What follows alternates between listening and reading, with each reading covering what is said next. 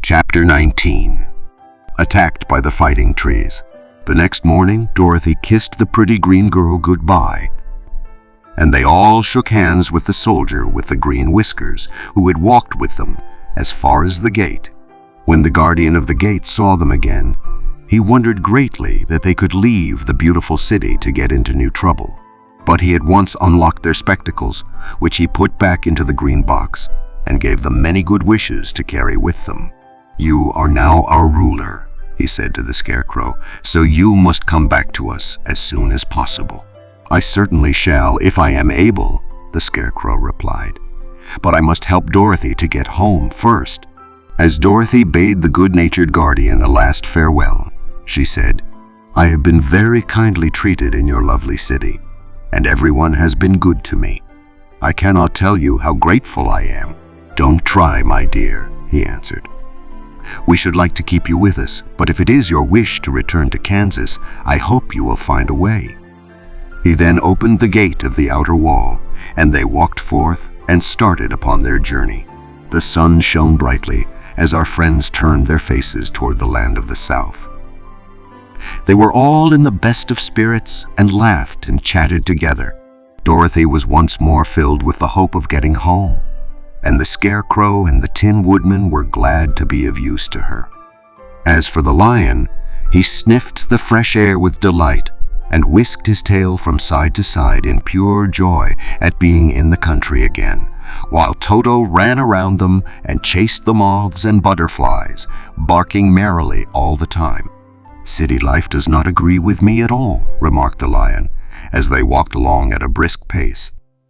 "I have lost much flesh since I lived there, and now I am anxious for a chance to show the other beasts how courageous I have grown." They now turned and took a last look at the Emerald City. All they could see was a mass of towers and steeples behind the green walls, and high up above everything the spires and dome of the Palace of Oz. "Oz was not such a bad wizard after all," said the Tin Woodman, as he felt his heart rattling around in his breast. "He knew how to give me brains, and very good brains, too," said the Scarecrow. "If Oz had taken a dose of the same courage he gave me," added the lion, "he would have been a brave man." Dorothy said nothing. Oz had not kept the promise he made her, but he had done his best, so she forgave him. As he said, he was a good man, even if he was a bad wizard.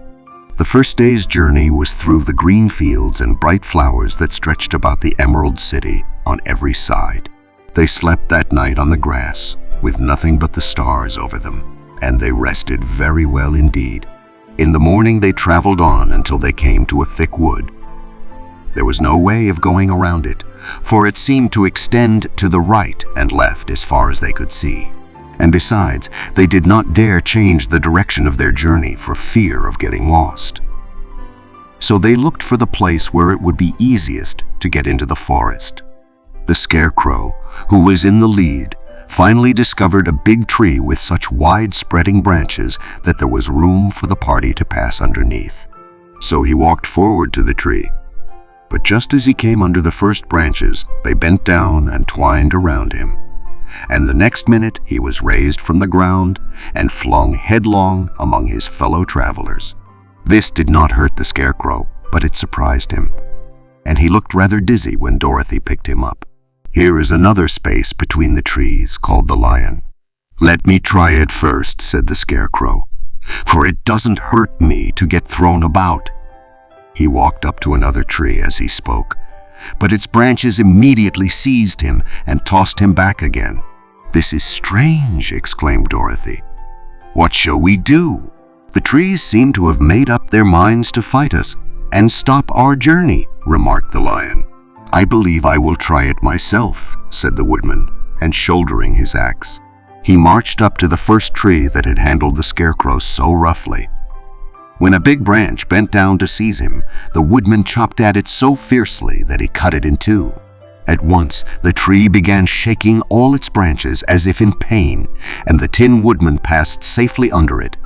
"Come on," he shouted to the others. "Be quick."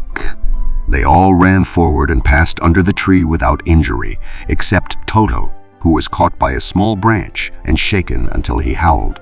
but the woodman promptly chopped off the branch and set the little dog free.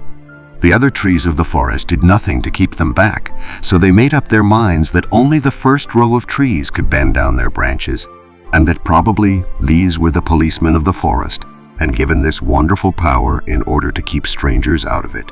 The four travelers walked with ease through the trees until they came to the farther edge of the wood. Then, to their surprise, they found before them a high wall which seemed to be made of white china. It was smooth, like the surface of a dish, and higher than their heads. "What shall we do now?" asked Dorothy.